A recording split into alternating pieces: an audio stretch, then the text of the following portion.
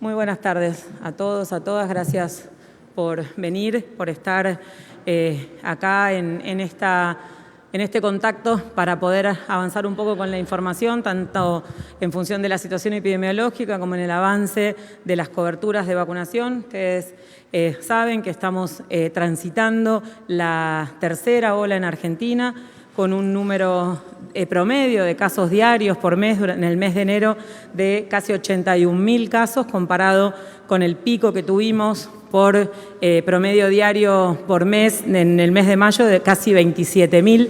Estamos transitando no solo en Argentina, sino en el mundo un aumento exponencial del número de casos debido a la variante Omicron. Tenemos en relación a las semanas previas, por supuesto, sabiendo que tenemos que analizar si hay algún retraso en la carga o la evolución en función de la fecha de inicio de síntomas, pero como buena noticia, desde el punto de vista epidemiológico, esta semana, la última semana epidemiológica que cerró ahora, es la primera semana en la cual tenemos un descenso del número de casos comparados con las últimas 3 anteriores en función del aumento exponencial del número de casos. Esto se ve en las provincias que han iniciado el aumento de casos primero, que son Córdoba, que son Cava, es el AMBA, Santa Fe. Son provincias que estamos viendo que por primera vez hay después de la desaceleración, ya vemos por primera vez en esta semana una disminución. En el AMBA es 18% menos, en el centro, sin contar el AMBA, 31% menos, en el NOA 19% menos, en el sur 35% menos de casos. No es que está cerrado porque se siguen analizando, siempre recuerden, por fecha de inicio de síntomas, pero es un poco, digamos, un indicador favorable y optimista en relación a que tenemos una variante con un periodo de incubación que es mucho más corto, con una transmisibilidad más alta y con la población vacunada con transmisión también más corta, con lo cual la expectativa, si estamos efectivamente en las provincias donde iniciaron el aumento del número de casos transitando el pico, es una buena noticia. Estamos también en relación con el análisis de las internaciones y los fallecidos.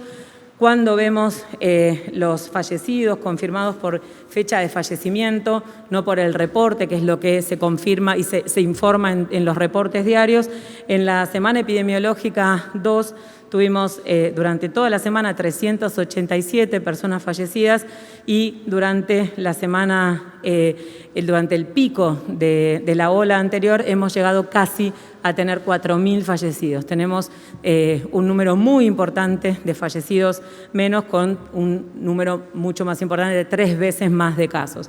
Esto es bien importante aclarar porque nosotros lo venimos diciendo permanentemente. Si bien esta variante es más transmisible y menos letal y causa fundamentalmente enfermedad leve o moderada, al aumentar el número de casos de una manera tan importante, el número absoluto de personas internadas y fallecidas va a aumentar.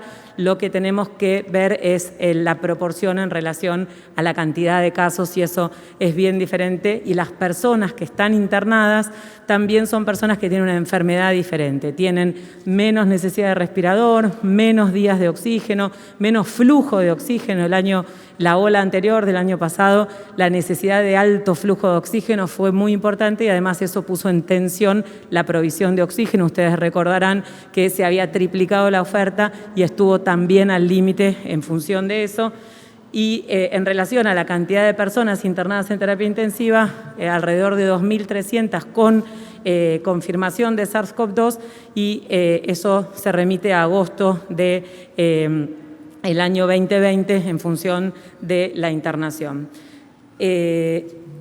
Tenemos alguna información en relación a los hospitales nacionales. Ustedes saben, y una pregunta muy frecuente es cuántas camas están ocupadas, cuántas son por COVID, y la situación en relación a la vacunación, tanto de las personas internadas en terapia intensiva como de las personas fallecidas.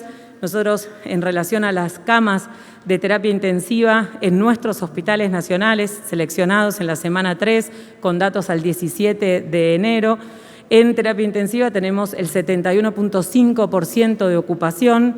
Las camas de terapia intensiva ocupadas por COVID son el 30%, o sea que hay un porcentaje importante de personas internadas por otras patologías, cosa que en la primera ola y un poco en la segunda tampoco sucedía.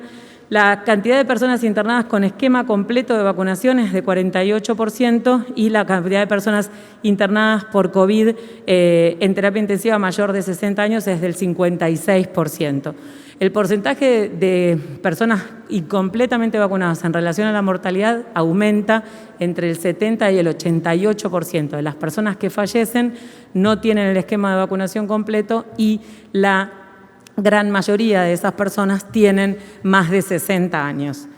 Y en relación a lo que significa la asistencia respiratoria mecánica de los pacientes internados en terapia intensiva con respirador está el 44%, eso es bastante menos que en las olas anteriores, se requiere menos respirador y en función de las personas que tienen asistencia respiratoria mecánica, o sea, respirador con el esquema completo, ese porcentaje baja al 30%. Así que las personas que tienen el esquema completo tienen menos posibilidades de ir a terapia, cuando están en terapia intensiva tienen una enfermedad más leve, tienen menos posibilidades de ir a respirador y menos posibilidades de fallecer. Es muy importante porque en esta situación va a haber personas vacunadas que tengan la enfermedad y también va a haber personas vacunadas que puedan tener enfermedad grave y complicarse e incluso fallecer, teniendo un porcentaje tan alto de la población vacunada. Eso es lo que sucede también en otros lugares del mundo y lo que vemos es que la posibilidad es menor y la gravedad de la enfermedad también es menor. Cuando hablamos de la vacunación y del avance de vacunación, también queremos compartir que el total país con una dosis, la población general, tiene 86% de coberturas, el 86% de toda la población inició su esquema de vacunación. Cuando hablamos de las personas mayores de 3 años, el 90.4% inició su esquema de vacunación. Los mayores de 18 años ya alcanzamos la meta del 95%. Y cuando vemos adolescentes y niños y niñas, 86% de los y las adolescentes iniciaron su esquema y llegamos al 70% de los niñas y niños de 3 a 11 años que iniciaron su esquema de vacunación. Este grupo empezó a vacunarse en octubre, o sea que en 13 semanas se vacunó el 70% de la población pediátrica con una dosis. Y cuando hablamos del esquema completo, tenemos 75% casi de la población total con el esquema completo. Cuando vemos los mayores de 3 años, 78%, y los mayores de 18 años, 86% tienen el esquema completo.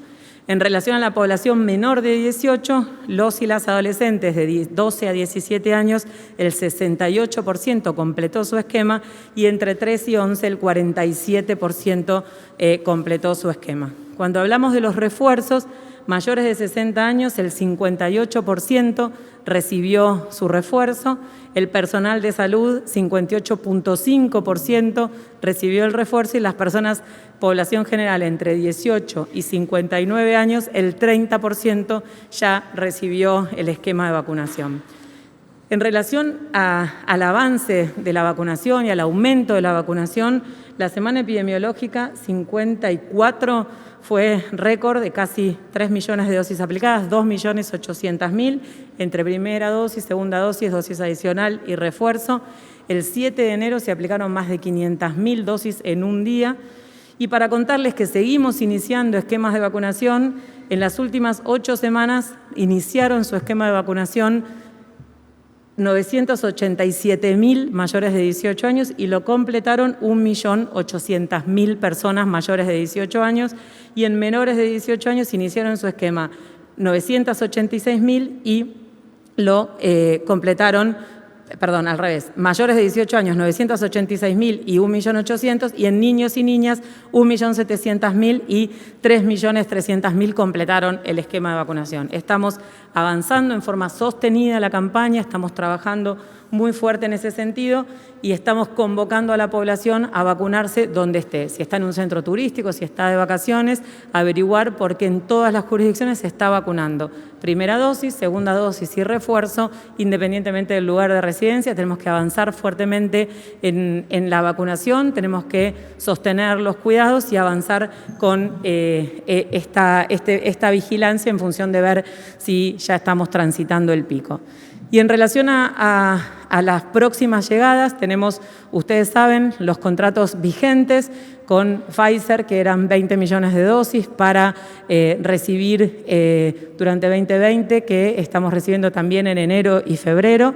Tenemos vacuna de Moderna, que empezamos a recibir y durante el año son 20 millones de dosis. En total, 20 millones de 100 microgramos. Ustedes saben que el refuerzo ahora se recomienda que es de 50, o sea que eso hace automáticamente que tengamos 40 millones de dosis de Moderna.